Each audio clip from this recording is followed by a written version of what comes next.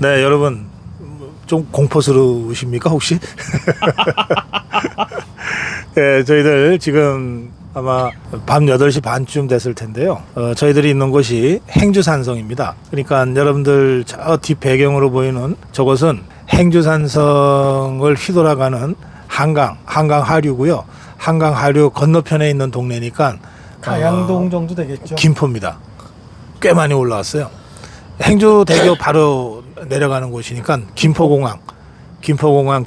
김포. 예, 그쪽 동네의 야경입니다.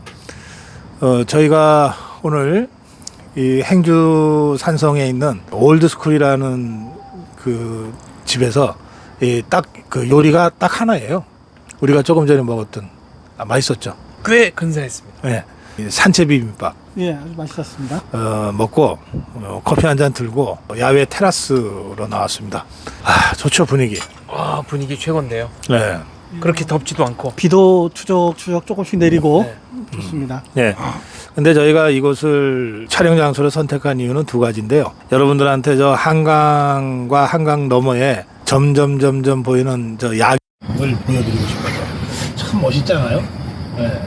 그리고 또 하나는 이 행주산성이 우리나라 5,000년 역사를 통해서 수많은 외적의 침입이 있었는데 그 중에 가장 큰 전란 중에 하나가 임진왜란 7년 전쟁이거든요.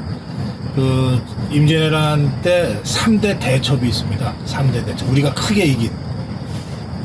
육지에서는 2 대첩이 있었습니다. 여기 행주산성의 행주대첩. 그리고 저 진주성의 진주대첩. 그리고 바다에서는 한산대첩. 물론 이순신 장군이 23전 23승을 한 해전 모두가 다 대첩이지만 이제 상징적으로 이 세 대첩을 얘기합니다. 그 국난 극복의 상징적인 장소 중에 하나입니다. 이 행주 대첩이. 또 이 행주 대첩은 뭐 잘 아시겠지만 행주 부대로 유명합니다. 행주 치마를 입은 우리 여성들이 이 행주 대첩의 숨은 주인공들입니다. 저희가 지난번에 경북 칠곡에서 그 다부동 전투 전적비를 둘러볼 때 지게 부대 A 프레임이라고 하는 이 지게 부대 숨은 이 전사들, 숨은 영웅들에 대한 말씀을 전해드린 바가 있는데, 칠곡 다부동의 지게 부대, 행주 대첩의 행주 부대. 이것이 우리 강인한 한민족의 그 불굴의 정신을 상징하는 그런 곳이기도 해서 저희가 행주 대첩의 장소 이 행주산성을 촬영지로 선택했습니다. 아마도 이게 당시 한성을 정복하고 개성으로 가기 위한 최단 거리가 여기를 통과하는 길인데, 네. 당시에도 요 행주산성이 요 일대에서는 군사적 요충지였어요. 여기를 갖다가 남겨놓고 가면은 뒤 후방이 끊기니까 그렇죠. 네. 여기를 어쨌든 그 왜군으로서는 점거하고 가야 되겠다고 해서 여기서 예. 한번 싸움이 크게 붙었는데 거기서 권율 장군이 이끄는 조선군이 예. 승리를 거뒀던 그 이 장소입니다. 행주산성을 둘러보시면 그렇게 높지도 않고 예. 성벽이 강하지도 않아요. 예. 그런데 이곳에서 외적을 격퇴시켰다고 하니까 정말 기적과 같은 대첩이죠. 예. 그러니까 요 지점이 한강으로 보면 하류거든요. 네. 그러니까 거의 평지와 다를 바 없어요. 이 인근이. 예. 그런데 이제 요 행주산성, 행주성만 이제 우뚝 솟아 있기 때문에 그래요. 요 일대 를 갖다가 여기서 다 조망할 수 있었던 거죠. 그래서 군사적으로는 여기를 포기하고 가는 것은 굉장히 어려웠고 네. 여기를 점령했어야 됐죠. 이게 뭐 저 남한산성처럼 깊은 산 꼭대기에 있는 것도 아니에요. 우리 고성범 본부장 여길 지나서 여기가 이제 행정구역으로는 고양시, 예. 행당 그 행주면인가, 예. 행주린가에 해당되잖아요. 예. 그러니까 이 고양시에 한 30년 살았으니까 이곳을 잘 아시는 여기는 것 같아요. 정확하게 행주 외동입니다. 행주 외동. 예. 그래요. 아, 행주산성 바깥의 동네다 이런 뜻인가요? 예, 행주 외동. 행주 내동도 있습니다. 예. 그래서 그 자유로 그 강변북로 타고 판문점으로 가는 길이 자유로잖아요. 예. 이 강변북로 막 지나가면서 자유로가 시작되는데 그 자유로 시작되는 초입에 바로 길 옆에 있어요. 이곳이. 그래서 여러분들이 오시기도 참 좋고 또 저희가 행주산성에서 트레킹 한 적도 있죠. 예, 그럼요. 아미고 있죠. 트레킹도 한 적이 있죠. 예, 바로 여기서 했습니다. 예. 그래요. 예. 여기 자주 와보셨어요? 저는 여기는 처음이고요. 음. 네, 아까 이제 역사 얘기하셨으니까 역사적으로 보자면은 이제 한양에서 볼 때는 여기 행주산성이 중요하죠. 예. 그런데 한양을 거쳐서 북진을 하려고 하거나 명나라 구원군이 올 때는 여기서 개성, 평양, 의주로 가는 길목이 벽제관입니다. 예. 벽제관. 벽제관도 벽제나루. 또 고향이죠. 그럼요. 예, 네. 거기도 이제 고향이죠. 그런데 이제 여기는 이제 이렇게 물길을 따라서 한강을 따라서 쭉 오다가 임진강을 타고서 임진강이 좀 이렇게 강이 얕거나 또는 폭이 좁으면 그쪽으로 도강을 할 수 있거든요. 그래서 이제 아마 저 선조도 요 언저리로 와서 넘어간 걸로 기억을 합니다. 그래요. 네, 그리고 고대에는 그러니까 조선시대만 해도 내륙순이 꽤 발달했잖아요. 그래요. 그래서 이쪽 지역이 상당히 번화했고 예. 그 일제 시대까지만 해도 고랑포, 임진강 여기에는 화신백화점 지점이 있었다고 하니까요. 그걸 건성했던 곳이에요. 그 이제 이 조선 시대까지만 해도 기차도 고속도로도 없어가지고 이게 뭐 우마차로 뭐 세금 내는 쌀을 실어 나르는 게 쉽지가 않았거든요. 그리고 또 곳곳에 산책들이 있어가지고 예. 그러니까 이제 바닷길, 강길을 많이 이용했죠. 예, 좋은 선. 예. 예, 그래서 이 한강하루는 그런 면에서도 전략적으로 굉장히 중요한 곳이고 예. 바로 이것을 권열 장군이 딱 버텨낸 거죠. 예, 그렇습니다. 그래서 오늘 우리가 이 행주 부대와 지계 부대를 생각하면서 우리 한민족 5천년 역사상 어떤 사람이 하나하나 세워갔대요. 936회의 외침을 받은 나라다. 그런데 그걸 다 이겨냈다. 물론 항복한 적도 있지만 한 두 번. 그래서 거의 식민지처럼 지냈던 세월들이 있지만 그러나 930여 회의 외침을 꿋꿋하게 이겨낸 민족은 사실 지구상에 별로 없어요. 저는 그게 궁금하네요. 어떤 분이 세워보셨는지. 네. 936회나. 기준. 네. 제가 그 대학교 다닐 때 예. 이 한국학에 푹 빠진 적이 있어요. 그때 그 최인 선생이라는 분의 책에 366회, 936회의 외침이 있었다. 이렇게 딱 책에 써 있더라고요. 33인 중에 한 분인 그 최린 선생. 아니요, 다른 최인 선생입니다. 아, 최인, 다른 최인. 최인 선생인데 이제 그 사학자죠. 예. 근데 학계에서 인정받지 못하니까 그런 분을 되게 향토사학자라고 부르는데 뭐 향토사학자는 아니고 상당한 내공이 있는 분인데 대체로 우리 역사학자들도 936회라고는 얘기를 안 하지만 900여 회의 외침이라고는 보통 표현합니다. 실제로 그 정도로 우리가 외침을 많이 받았어요. 물론 여기에는 외부의 침입 이런 것들도 포함되어 있습니다. 이런 역사를 가진 민족이 지구상에 또 있나요? 없는 것 같은데요. 예를 들어 이제 어떤 특정 민족을 비하하는 건 아니지만 크루드족 같은 경우에는 네. 지명도도 있고 인구도 뭐 몇 천만 되잖아요. 그래요. 그런데 그 스페인 북부 지역에 있는 크루드족, 이라크, 크루드, 이라크 뭐 저 터키 쪽에. 근데 제가 알기로는 단 한 번도 독립국을 가져본 적이 없을 겁니다. 역사적으로. 예. 살라딘이라고 십자군 전쟁 그 소설에 나오는 역사적인 인물. 예. 살라딘이 크루드족이거든요. 그리고 이제 다른 그 문명학자는 한국만큼 한자에 친윤이 됐다가 독자적인 문자를 쓰면서 중국 문명에도 전혀 그 귀속되지 않은 이거 자체가 또 기적이다라는 얘기를 하더라고요. 그 문화적으로도 그렇다는 그렇습니다. 거죠. 사실 대영 제국 얘기하지만 그 시저가 그 영국 정복하는 거 보면 간단해요. 그냥 힘없이 무너지더라고.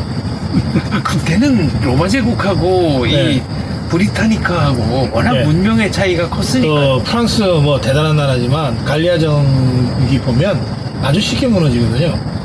그리고 또 몽골 제국 융성기에는 그야말로 파죽지세로 밀어버리잖아요.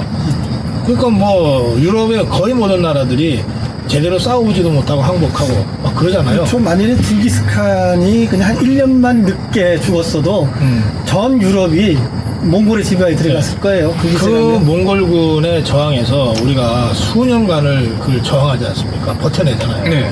결국은 이제 정복당하지만은 그런 그 한국인의 강인한 그 저항 정신, 민족 정신, 은근과 끈기, 지더라도 절대 굴복은 하지 않는. 물리적으로 질 수 있잖아요. 아니 뭐 저도 깡패 3명까지는 제가 혼자 처리하겠지만 4명 넘어가면은 저도 지거든요. 그렇다고 해서 제가 네. 깡패한테 굴복하는 건 아니잖아요. 아 분하다. 내가 3놈밖에 처리 못하는구나. 이러고 맞아야지. 아니, 3명은 자신이 있습니까? 아니 그 소식적인 게 했는데 지금은 어떨지 모르겠네. 그래서 제가 늘 고성범 범죄인을 같이 다녀요. 네.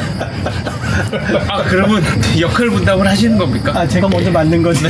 만든 동안에 저는 이제 신고를 하러 가야 돼요. 공익 목적을 위해서. 네, 이 강인한 한국인의 DNA는 어디에서 왔을까요? 글쎄요, 꺾이지 않는 정신? 중꺾마입니까? 그러니까 그 임진왜란 때도 일본 측 기록에 보면은 예. 관군 다 쓸어버리고 그리고 부산에 상륙해가지고 한양까지 14일이 걸렸나 20일이 걸렸나 아무튼 그 당시 스피드로는 거의 예. 뭐 파죽지세로 밀고 보통은 올라오거든요. 영남 지방에서 임금님이 부른다 그러면 열심히 의관정제하고 열심히 갔잖아요. 네. 그거 한 달 걸렸어요. 그렇죠. 근데 그러니까 이 일본 네. 애들은 거의 뛰어간 것이 그냥. 그리고 조선 제1의 명장 신립도 탄금대 전투에서 그냥 뭐 우수수 뭐 무너져 그 버리고 병장 맞아요? 어떻게 전략을 그렇게 짜?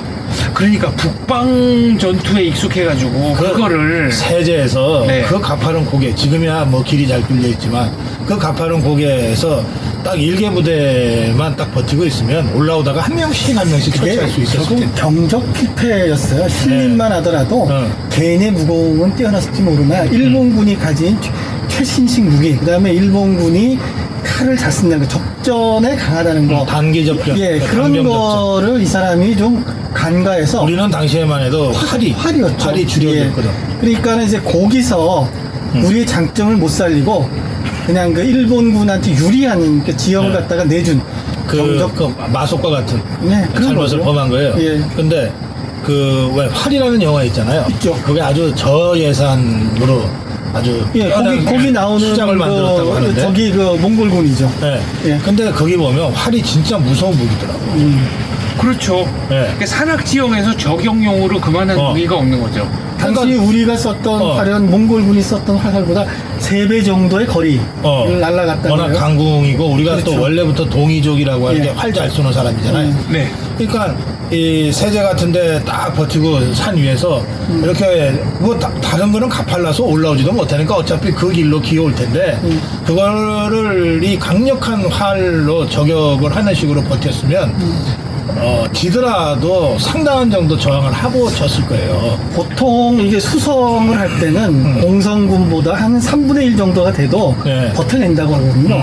근데 이게 세제 같은 경우라면은 3배가 아니라 한 10배쯤 돼도 버텨냈을 거예요. 그러니까 신립 정도라면은 그리고 당시에 싸울 수 있는 그 조선군을 대부분 다 거기다 모았잖아요. 그러면 아마 버텨냈을 겁니다. 네. 그때 그때 임진왜란 때 일본군 상륙군이 한 28만 5천, 조선군이 병적 기준 한 14만. 그러니까 세제에서만 버텼어도 뭐를 좀 해볼 수 있었을 텐데. 그리고 우리는 일본은 28만 명이 배 타고 오면 그걸로 끝이잖아요. 병참이라는 게 일본에서 조선까지 넘어오려면 죽을 고비를 여러 번 넘겨야 되거든요. 당시 항해술로는. 근데 우리는 정규군이 제대로만 버텨줬으면 의병들이 쫙 모집이 되고 예비군이 소집되고 이렇게 했을 거예요. 근데 그 초반에 그 신립의 이 참패는 정말 뼈아픈 거예요. 그러니까 정발 장군만 해도 어쨌든 버티다가 시간을 벌어줬잖아요. 부산포 동네 성에서 시간을 벌어줬잖아요. 그래서 지금도 잠깐 두고두고 한 장군, 그것도 지휘권을 정권을 행사하는 장군의 이 잘못된 판단이 나라를 무너지게도 했다. 무너질 뻔했어요 그때. 그다음에 이제 고본부장님께서 말씀하셨는데 왜 그러면 한국 화살은 3배 이상 날아갔느냐. 특별한 재료를 써서 그렇답니다. 아. 그게 조선시대 최고의 군사 기밀 중에 하나인데 화살을 만들고 이 활을 만들 때 이 접착 부분 여기에 민어 불에서 나오는 민의 불어. 민어 불에. 네. 그 불에를 끓여서 뭐 그걸로 이제 그 천연 접착제를 만들면 이게 활이라는 게 동물성, 식물성 뭐 다 들어가잖아요. 그래서 신축성이 좋아진대요. 그게 지금도 국궁 있잖아요. 우리나라 옛날 활은 그 민어 부려를 써요. 네. 예. 그래서 활 화살의 그 조화가 맞아서 이제 몽골 화살보다 3배 이상 날아갔다는 겁니다. 그러니까 우리나라에 뛰어난 이 무장들 있잖아요. 그거 보면 전부 화살의 신궁이에요. 그러니까 저 양만춘 장군 이 당태종의 눈 하나를 앗아간 것도 화살 쏘았었잖아요. 이성계도 장군일 때 활의 신동이었다는 거다. 활. 이순신 장군도 활을 잘 쐈대요. 예. 예. 그렇죠. 활을 잘 쐈대요. 그러니까 이제 우리의 주력 무기는 사실은 활이었다. 예. 그리고 그 다음엔 창. 주로 창을 많이 썼어요. 포졸들이 칼 들고 휘둘리는 장면은 거의 없잖아요. 다 창 갖고 하지. 근데 이제 그 왜군들은 전부 일본도 같은 일본도 이 칼. 했죠. 작전. 그러니까 사실은 거리만 안 줬으면 예. 걔네가 어떻게 하겠어. 그리고 조총보다도 오히려 활의 사거리가 더 길었거든요. 정확도도 돼. 네. 그런데 이제 문제는 일본의 오래된 내전으로 인해서 일본군 거의 전원이 실전 경험이 풍부했던 베테랑이었다는 거. 이게 이제 승패를 가는 요인 중에 하나라고 봅니다. 네, 그래요. 병자호란 때, 이제 임진왜란 한 30년 후에 다시 병자호란이 나잖아요. 29년인가? 네. 그때 결국 우리가 이제 인조가 나와서 항복을 하는데, 예. 그런데 그때는 이제 강화도로 이제 피난을 가서 강화도, 이 몽고가 바다를 못 건너니까 수군에 약해서 강화도를 일단 몽진을 해서 거기서 결사 저항을 하려고 하다가 이 몽고도 머리가 없는 사람들이 아니니까 한양에서 강화도 가는 길을 먼저 차단하거든요. 그러니까 강화도로 가려고 하다가 할 수 없이 방향을 돌려서 지금의 남한산성. 남한산성으로 갑니다. 근데 그 남한산성 우리가 여러 번 가봐서 알지만 성벽이 높고 툭 컸잖아요. 그러니까 저 밑에서 공격하면 거의 난공불락이에요. 그러니까 남한산성은 지금껏 적군에 함락된 적이 없대요. 그러니까 당시에 원나라랑 싸웠는데 성이 함락돼서 항복한 게 아니에요. 아, 청나라. 네. 아니 청나라. 네, 청나라. 병자호라니까 네. 청나라. 성이 남한산성이 함락돼서 왕이 항복을 하고 간 것이 아니라 내부에 분란이 일어나가지고 내부의 분란. 끝까지 결사 항쟁하자는 끝까지 항쟁하자는 것과 항복해서 사직이라도 보존하자. 결국은 항복해서 사직이라도 보존하자 쪽이 이긴 거예요. 그러니까 임금이 나와서 항복하게 된 거예요. 그러니까 당시에 그 여진족이죠. 네, 여진족. 여진족이 놀랐다는 거 아니에요. 이렇게 성이 견고한데 이거 어떻게 우리가 함락하나 이러고 있는데 갑자기 내려와서 항복을 하니까 그랬다는 거죠. 이제 그런 이제 정말 참담한 이제 그 역사가 없는 것은 아니지만 그러나 우리 역사 속에서 항복한 적은 딱 2번 있는 것 같아요. 원나라 때는 마지막까지 결사항전하다가 정복을 당한 거지 항복한 거 아니거든요. 항복한 거는 그 여진족 병자호란 때. 2번째가 고종. 이 고종은 항복해버린 거예요. 사인을 해버린 겁니다. 네. 그래서 그 2번의 외회적인 사건은 있었으나 우리는 절대 항복하지 않는 민족이다. 정복당할지언정 굴복당하지는 않는다. 이게 저는 한국인의 DNA라고 생각해요. 그리고 이제 고려가 원나라에 귀부했다. 실질적인 식민지였다. 여러 얘기들을 하시는데 겉보기에는 그럴 수 있습니다. 일단 충렬왕부터 그 충성 충자를 썼으니까요.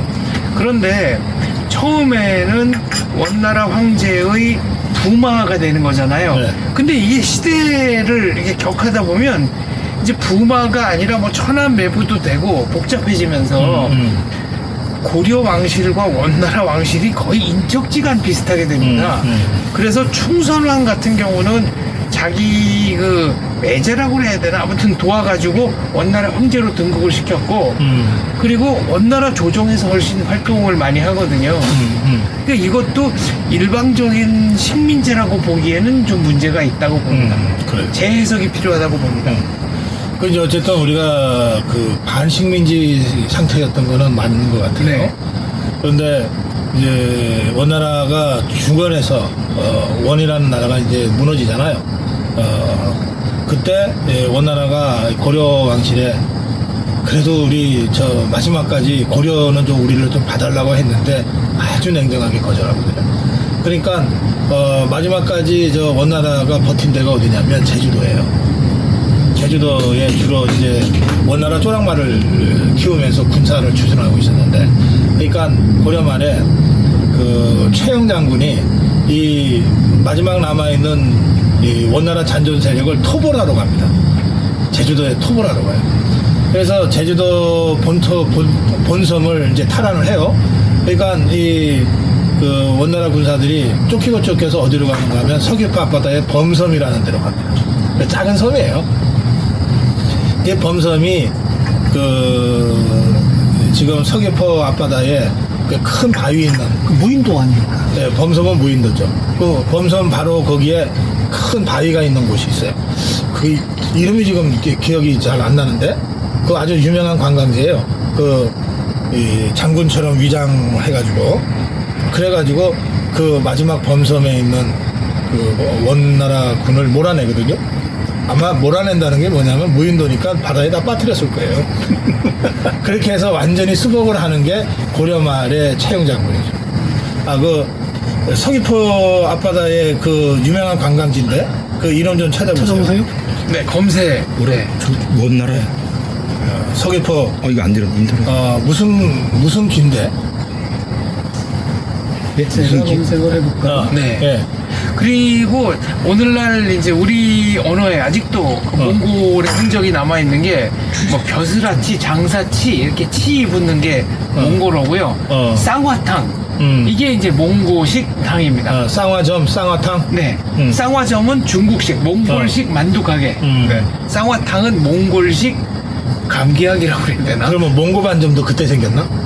몽고 반점은 신체에 나타나는 건데 이 그건 몽골리안 스폰. 왜냐면 네. 그렇지. 그거는 우랄 알타이 계열이 다 있는 그 신체적 특징. 근데 진짜 몽골 사람이랑 한국 사람은 구분이 안 돼가지고요. 네. 근데 올림픽 같은 거 하면은 저는 구분이 바로 되던데요. 저는 잘 안 돼요.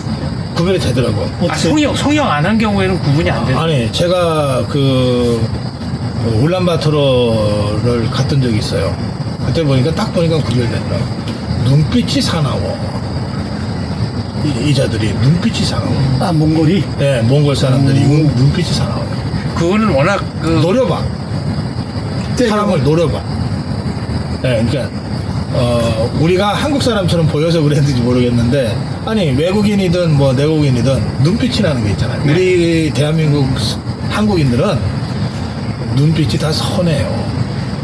아무리 나쁜 뭐 그런 일부 있지만 아주 흉악하고 흉측한 그 뱀 같은 눈을 갖고 있는 자들도 있어요. 정치판에도 있잖아요. 왜 평생 자기 밑에 있던 사람 갑자기 죽었는데 모른다 그러고 막 이런 사람 있잖아요. 아주 눈빛이 그 사악하고 흉측한 자들도 덜어 있지만 대체로는 눈빛이 선하다니까. 근데 몽골은 눈빛이 간결합니다. 사나워요. 그게 뭐 여러 가지 이유가 있을 것 같은데, 그래서 저는 뭐 외모는 잘 모르겠는데 눈빛으로는 바로 구별이 되더라고요. 근데 몽골이 그때 이제 세계 제국을 이뤘잖아요. 네. 근데 세계 제국을 이뤘는데 일단 약속을 지키면은 약탈을 안 하고 약속을 어긴 경우에는 아주 철저히 도시 자체를 황폐화시켰죠. 그거는 이제 몽골 입장에서는 정말 고욕지책이었을 거예요. 왜냐하면 몽골 전체 인구가 지금도 350만인가 뭐 400만밖에 안 되잖아요. 그때는 훨씬 적었을 거예요. 그 적은 숫자가 유럽 전역을 휩쓸어야 되잖아요. 그러니까 흔히 말하는 점령한 다음에 점령지를 통치하고 또 땅을 넓히고 또 다른 데로 가고는 불가능한 거예요. 이 사람들은 그야말로 선으로 쫙 간 거예요. 면으로는 불가능하니까 선으로 갔는데 선으로 가도 계속해서 자기네 부대에 희생이 생기잖아요. 그러니까 피해를 최소화하려면 엄청 겁을 줘가지고 감히 저항하지 못하게 만들어서 백기 항복시키는 게 최선인 거예요. 그런 식으로 한 거예요. 그래서 당시 몽골군이 몽땅 합하면 한 10만 명 정도였다고 네. 합니다. 그러니까 사실 얼마 되지 않아요. 네.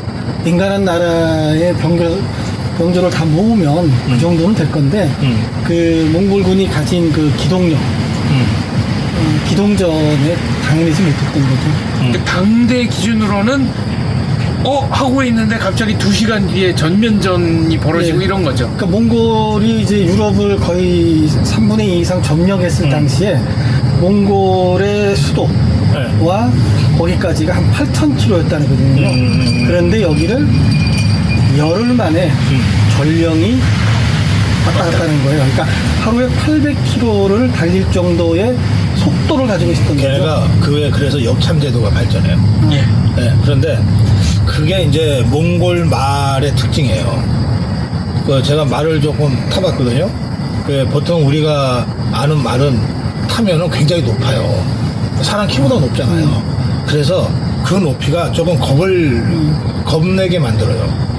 그러니까 그런 말에서는 마음대로 막 몸을 움직이거나 하다가 잘못 떨어지면 진짜 죽거나 다쳐요. 그렇게 못하거든요. 아주 잘 길들여진 말 아니면 그렇게 못해요. 기마대 보면은 보통 사람보다 키가 높잖아요. 말 자체가. 그렇죠. 그래서 자유자재로 몸을 움직이기가 어려워요. 그런데 몽골 말은 타보면 애게 할 정도로 초심자들도 바로 타고 탈탈탈탈탈 달려갈 수 있을 정도로 작아요. 얘네가 작아. 그런데 이 몽골 말이 엄청 인내심이 강해서 하루 종일 달려도 지치지 않는 거예요.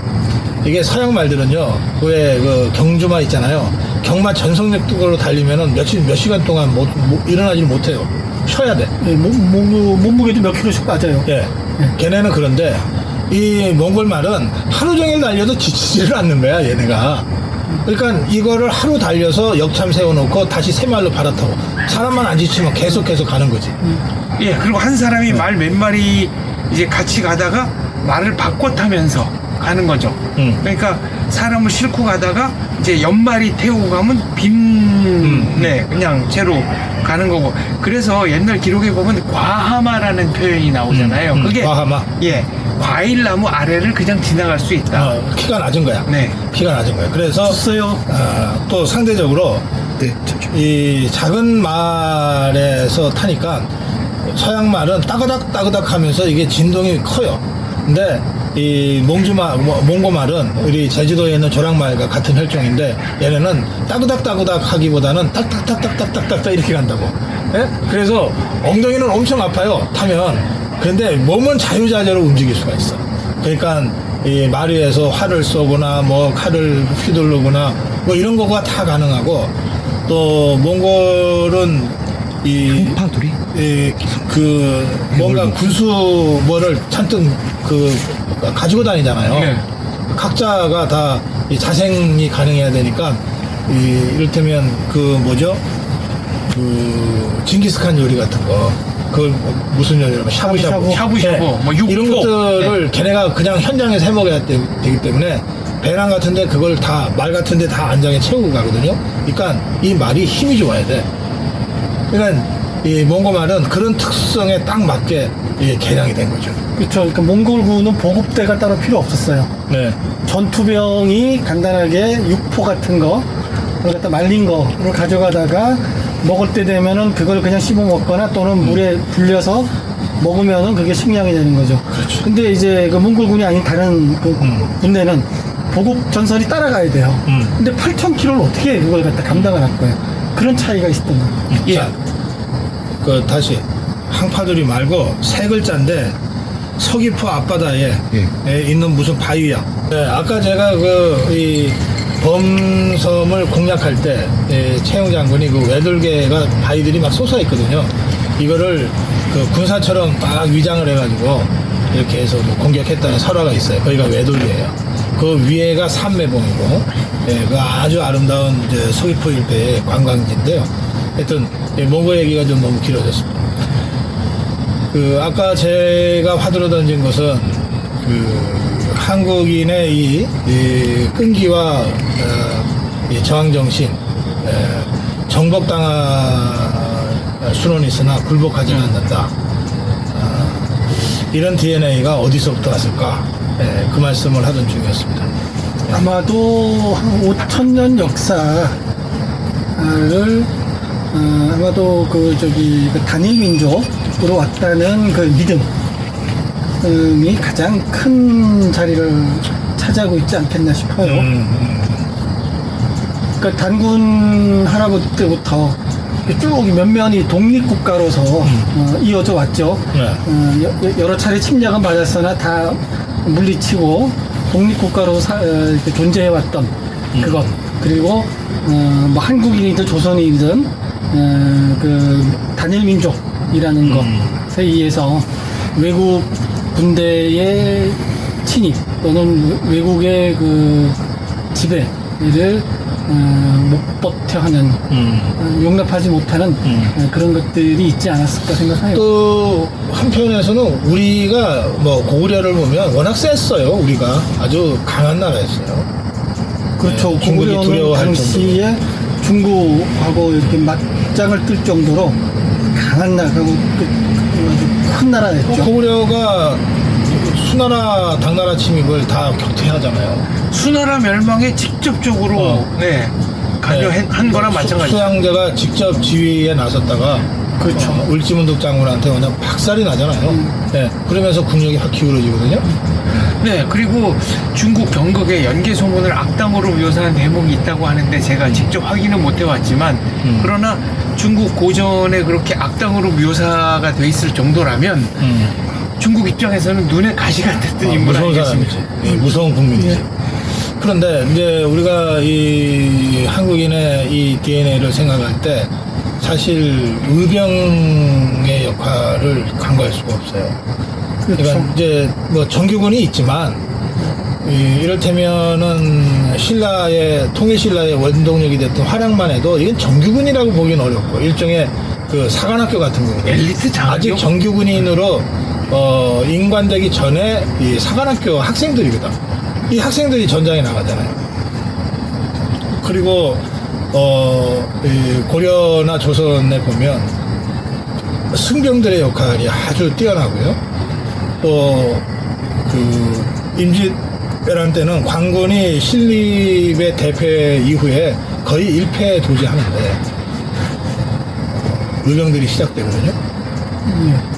당시에 이제 그 의병장들을 보면은 양반들도 있지만 네. 중인이거나 쌍놈들 중에서도 그 의병장들이 나오죠. 예, 그리고 그를 따르는 굉장히 많은 사람들이 자발적으로 네. 무기를 들고 왜군과 맞서는 것들이 많이 나오죠.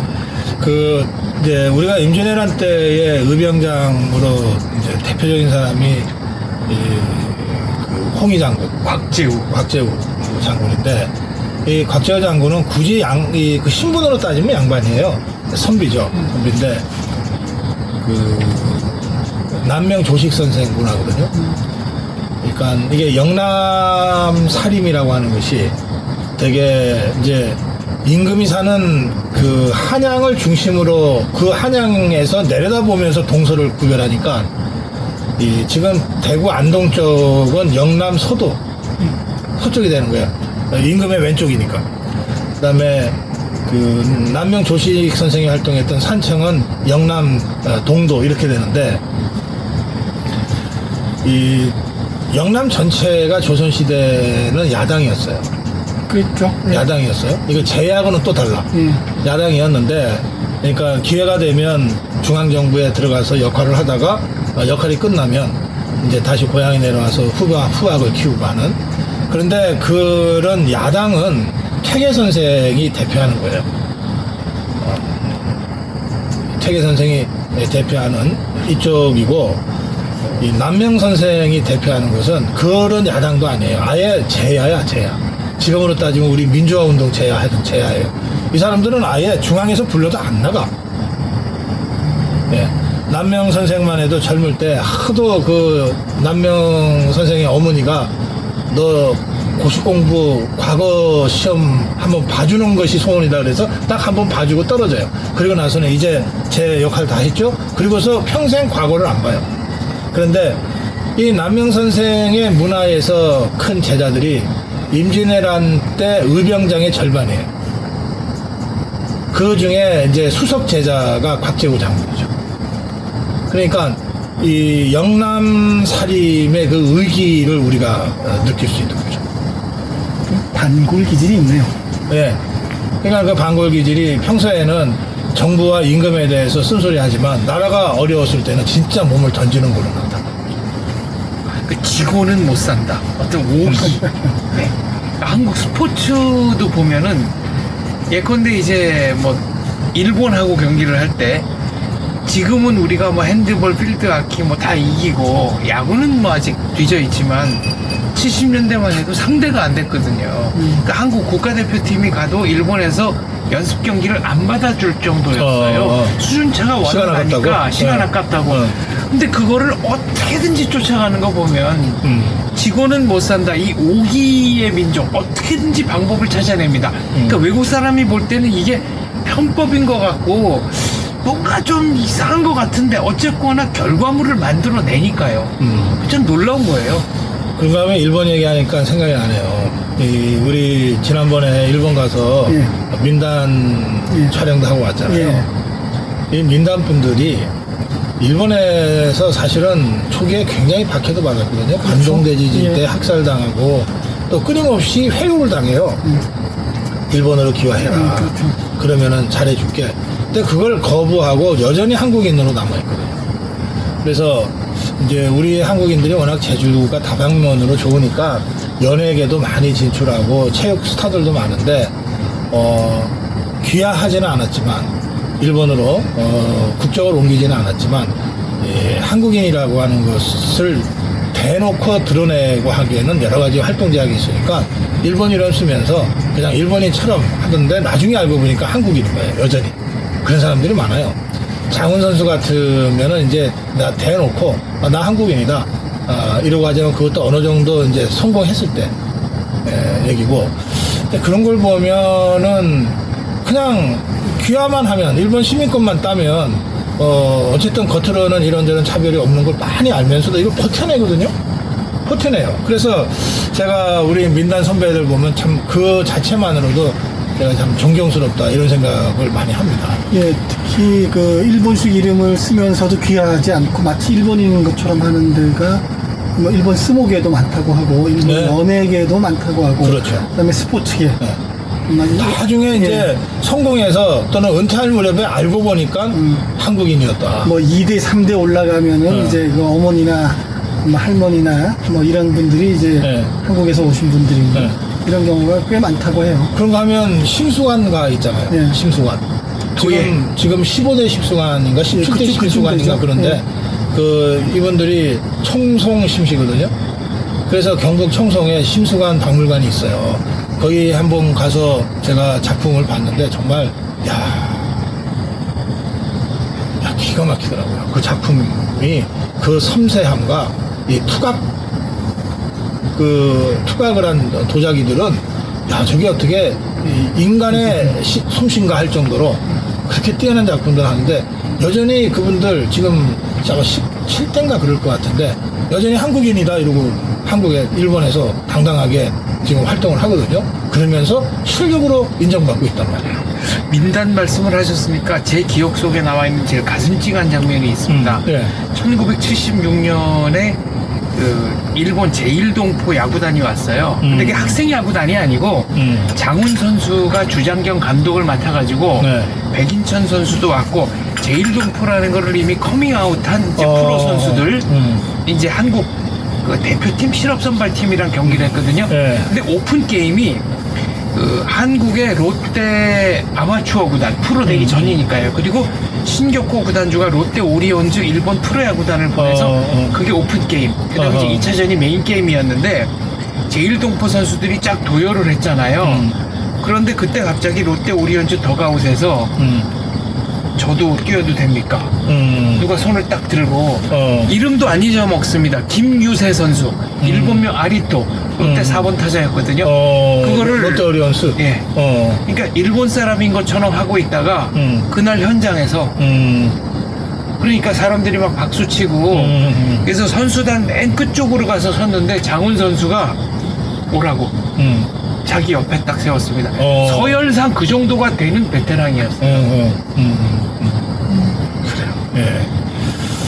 그 한국인이 그 이게 외침을 받으면서 이렇게 유랑하게 되는 역사도 꽤 오래돼요. 오래되는데 또 사실은 따지고 보면 발해도 집단적으로 유랑한 역사잖아요. 국가적 디아스포라. 나라를 네. 세웠잖아요.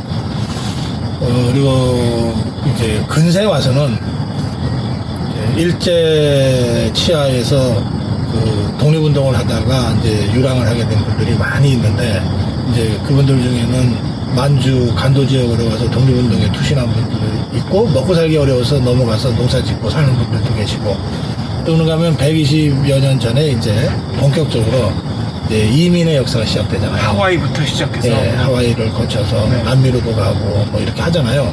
지금 이제 5세대, 6세대, 5세대 정도가 지금 돼 있는데 이분들이 지금도 만나보면 이제 1세대들은 다 이제 돌아가셨죠. 거의 돌아가셨고 이제 2세대 어른들 선배들이 이제 계신데 이분들 만나보면 여전히 우리말을 아주 정확하게 구사하고 그리고 늘 한국 방송을 봐. 고성국 TV를 그렇게 많이들 봐요. 아 여기서 고성국 TV까지 네. 좋습니다. 우리 고성국 TV의 구독자가 90만인데요. 네. 10%가 미주를 중심으로 한 해외 동포들이시거든요. 그러면 10만 명 정도의 해외 동포들이 보신다는 거죠. 전 세계 네트워크가 있는 거네요. 네. 예. 근데 그런 거 보면 아 정말 그냥 울컥하죠. 그분들을 만나는 것만으로도 울컥하죠.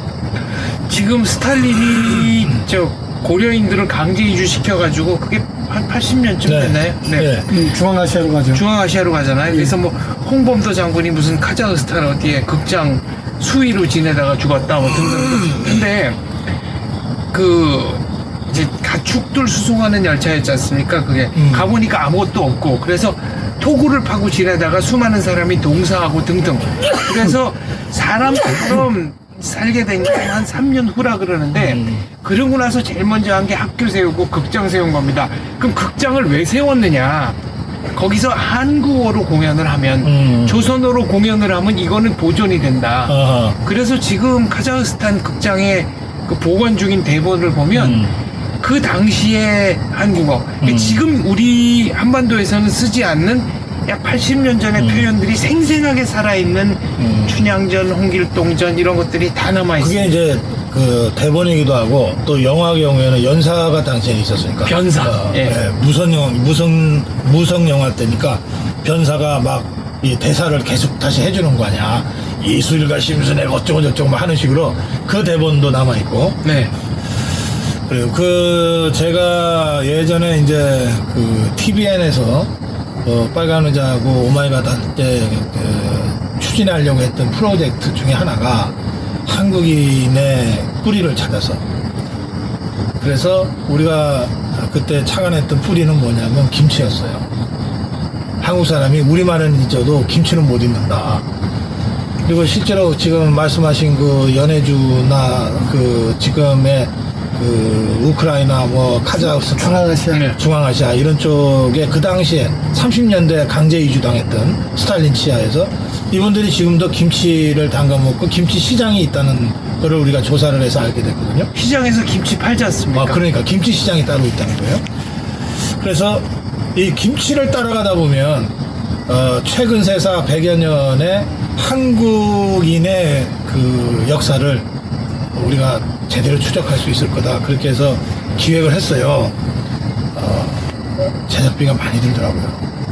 근데 제작비보다도 제가 시간을 못 냈어요. 그거 하려고 그러면 한 6개월은 딴 거 안 하고 이걸 해외 로케 촬영을 들어가야 되는데 제가 그래서 지금은 불가능하니까 요거 잘 간직했다가 몇 년 후에 하자. 그게 지금 아직도 몇 년 후에 하는 걸로 제 머릿속에는 남아 있습니다. 아, 맞아요. 그 누들로드라는 그 프로그램이 있었어요. 그러니까 국수, 예. 그 밀가루 음식 국수를 그 갖다가 중국인이 추적하는 거였는데 앵커를 했던 그 진행자를 그 프로그램도 있고 우리나라에서 만든 우리나라 PD가 만든 이우정 PD인가 이욱정 PD인가. 예, 이국적 PD인가 했어요. 이 사람이 꼬박 1년을 투자해가지고 12편인가를 만들어내요. 네, 누들로드. 누들로드. 그래서 그 누들은 누들이고 김치로드가 우리 훨씬 더 원료에 가깝다 생각을 해서 할 수 있고 그다음에 그 정도의 많은 인력과 시간이 투자가 돼야 되는 그래서 프로그램이라는 거죠. 제가 지금 저 혼자 내심으로는 2027년 대통령 선거에서 우리가 이겨서 정권 재창출 해놓고 나면 조금 한 1년 정도는 딴짓해도 괜찮지 않을까. 그때 이제 김치. 그래서 로드가 나온 1년 거. 동안 김치로드를 한번 해보려고 해요. 1년 동안. 우리 고성급 TV가 제작하는 김치로드. 하세요? 예, 그거 하려고 그래요. 지금 하세요라고 하신 이 뉘앙스가 좀 독특한 것 같은데 아니. 어떤 속마음을 갖고 계십니까? 네. 아니요, 하시라고. 네. 기회는 찬스다 이런 뜻이에요. 글자 그대로 그냥 하시라 하면 된다. 마침내 고성국을 보내고 고성국 TV의 메인 앵커를 내가 할 수 있겠구나. 그때는 네. 정권 재창출 해놓고 나면 지금보다는 좀 안정적인 때니까 좀 제가 시간 여유를 낼 수 있지 않을까 기대하고 있어요. 근데 사람 일은 알 수 없는 게 그때 정권 재창출했습니다. 네. 근데 그 다음에 북한이 붕괴했습니다. 그러면 네. 그래도 가십니까? 아니 아이고 이러세요. 왜 그렇게 안 되기? 아니 저는 뭔가 극단적인 경우를. 뭔가 자, 북한이 10년 보세요. 이상 못 갈 것 같아서요. 북한이 붕괴하는 급변 사태라든지 또는 정권 재창출은 했는데 저 종북 주사파들이 아주 그냥 극악스럽게 저항을 하는 수도 있잖아요. 대선 불복 대놓고 하면서 그러면은 못 가는 거죠. 나라를 지켜야지. 다만 우리가 어느 정도 좀 이 정도면은 한 1년 정도는 좀 쉬어도 되겠다. 그럴 때 고성호 TV를 우리 후배들한테 좀 맡기고 제가 아주 단촐하게 팀을 짜서 뭐 한 3명 정도면은 될 것 같아요. 3명 정도면 그리고 우리 저 스마트폰 하나로 하는 거지. 예? 그렇게 해서 1년 정도 김치로드를 한번 찍어 보고 싶다. 그런 희망을 갖고 있습니다. 하세요? 자, 이제 우리 행주산성에서 우리 그 끈질긴 절대 정복당할지언정 무릎 꿇고 굴복하진 않는다. 이런 한국인의 DNA에 대해서 여러 사례를 들어서 좀 살펴봤습니다. 마무리 한 말씀씩 부탁드릴게요. 저는 뭐 넘어질 수는 있다고 생각해요. 근데 넘어져서 일어나지 않는 것은 패배죠. 그런데 일어나서 다시 걷거나 뛰거나 하는 것은 패배가 아니다 라고 생각해요. 그러니까 우리가 외침을 당했을 수 있어요. 그 다음에 한때 굴복했을 수도 있어. 그러나 다시 일어나서 독립국가를 다시 되찾고 이렇게 번성을 해서 지금은 세계 10위권의 강국으로 섰잖아요. 이게 바로 한국인의 저력이다. 포기하지 않는 민족 이라고 생각합니다. 행주 산성 옆을 유유히 흐르는 한강은 알고 있다.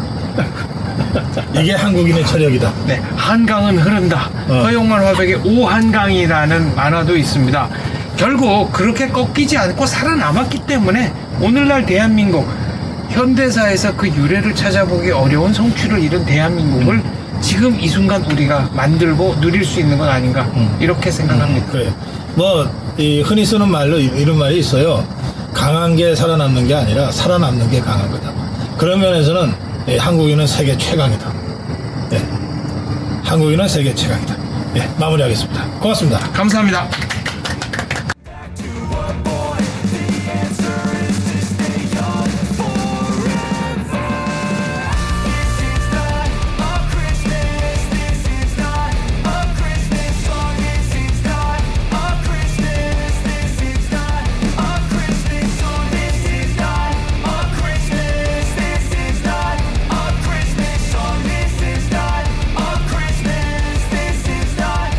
Christmas song.